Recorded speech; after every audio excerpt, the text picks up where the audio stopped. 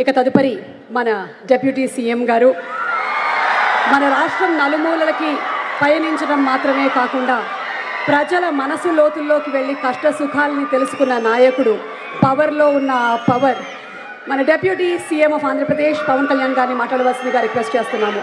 గౌరవ ముఖ్యమంత్రి వర్యులు శ్రీ నారా చంద్రబాబు నాయుడు గారికి హృదయపూర్వక నమస్కారం. ఈ కార్యక్రమానికి విచ్చేసిన మంత్రివర్గ సభ్యులైన గౌరవ మంత్రివర్గ మరియు సభ్యులైన నారా లోకేష్ గారికి, నాదెండ్ల మనోహర్ గారికి, పొంగూరు నారాయణ గారికి, శ్రీమతి సవిత గారికి, శ్రీ టీజీ భరత్ గారికి, గౌరవ బీజేపీ రాష్ట్ర అధ్యక్షులు పివిఎన్ మాధవ్ గారికి పేరు పేరున హృదయపూర్వక నమస్కారం. ఈ కార్యక్రమానికి విచ్చేసిన గౌరవ ఎమ్మెల్యేలకి, ప్రతి ఒక్కరికి పేరు పేరున హృదయపూర్వక నమస్కారం. అలాగే ఈ కార్యక్రమానికి తమ వంతు విరాళాలు అందించిన జిఎంఆర్ గ్రూప్ చైర్మన్ బివిఎస్ రావు గారికి, ప్రతి ఒక్కరికి, అమరజీవి పొట్టి శ్రీరాములు మెమోరియల్ ట్రస్ట్ సభ్యులందరికీ, కార్యక్రమానికి విచ్చేసిన ప్రజలకు, ప్రజాప్రతినిధులకు, అధికారులకు, మీడియా మిత్రులకు, మీడియా మాధ్యమాల ద్వారా వీక్షిస్తున్న ప్రజలందరికీ పేరు పేరున హృదయపూర్వక నమస్కారం. తెలుగు జాతి ఉనికి కోసం, తెలుగు జాతి ఆత్మగౌరవం కోసం ఆత్మార్పణం చేసిన అమరజీవి పొట్టి శ్రీరాములు గారి 125వ జయంతి సందర్భంగా యావత్ ఆంధ్రప్రదేశ్ ప్రజల తరపున ఆ మహనీయునికి మనస్ఫూర్తిగా నివాళులు అర్పిస్తున్నాను. ఎవరి ప్రాణత్యాగం మీద ఈ రాష్ట్రం ఏర్పడిందో, ఎవరి దేహత్యాగం మీద ఈ రోజున తెలుగు వారంతా స్వేచ్ఛ వాయువులు పీల్చుకుంటున్నారో ఆ మహనీయుని స్మరించుకోవడం మనందరి కర్తవ్యం.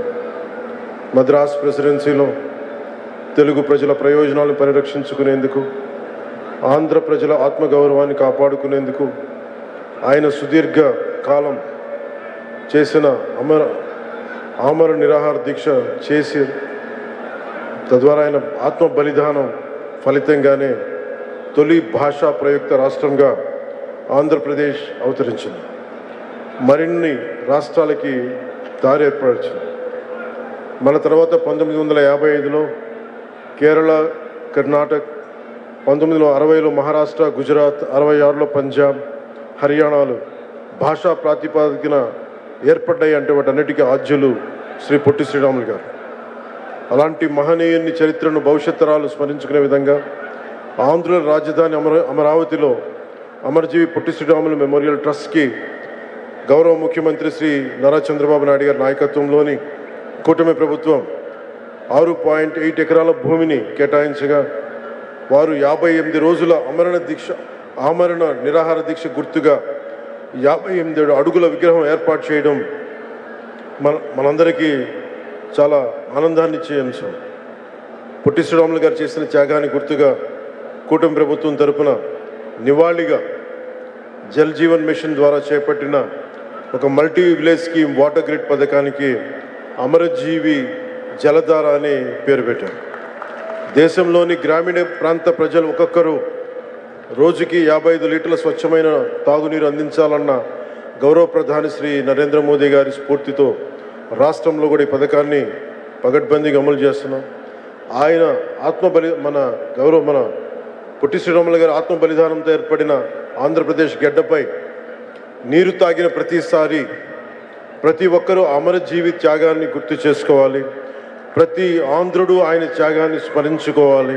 ఆ ఉద్దేశంతో ఆయన వారి పేరు పెట్టడం జరిగింది జల్ జీవన్ మిషన్కి. కూటమి ప్రభుత్వం జల్ జీవన్ మిషన్ నిధులతో అమరజీవి జలధార పథకం ద్వారా 5 జిల్లాల పరిధిలో 7,910 కోట్లు ఖర్చు చేసి 5 మెగావాటర్ గ్రిడ్ ప్రాజెక్టులకి శ్రీకారం చుట్టింది. వచ్చే 30 ఏళ్లలో 1,21,00,000 మంది దాహాన్ని తీర్చాలని లక్ష్యంగా పెట్టుకున్నాం.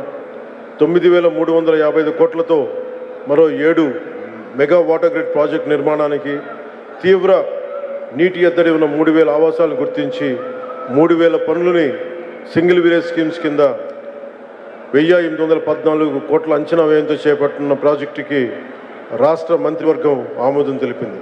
ఆ పథకాలన్నిటికీ కూడా అమరజీవి జలధార కిందే అది ముందుకు తీసుకెళ్తాం. శ్రీ పొట్టి శ్రీరాములు గారి ఆంధ్ర రాష్ట్రం కోసం బలిదానం అమరజీవిగా మన గుండెలో ఉన్నారు. అంతేకాకుండా ఆయన గొప్ప సంఘ సంస్కర్త, స్వాతంత్ర సమరయోధులు. క్విట్ ఇండియా ఉద్యమ సమయంలో శ్రీ పొట్టి శ్రీరాములు గారు లాంటి వారు మరో 11 మంది నాతో ఉంటే ఏడాదిలో స్వాతంత్రం తీసుకువస్తానన్న మహాత్ముని మాటలు అమరజీవి పోరాట స్ఫూర్తికి నిదర్శనం. ఆ స్ఫూర్తిని కొనసాగిస్తూ యావత్ తెలుగు ప్రపంచం ఆంధ్రలో ఔన్నత్యాన్ని, ఔచిత్యాన్ని గుర్తించేలా కృషి చేస్తామని మాటిస్తూ ప్రత్యేకించి ఈ రోజున అమరజీవి పొట్టి శ్రీరాములు గారికి కుటుంబ సభ్యులు ఇందాక నా పక్కనే కూర్చున్నారు, ఈ వేదిక పైన ఆసీనులై ఉన్నారు.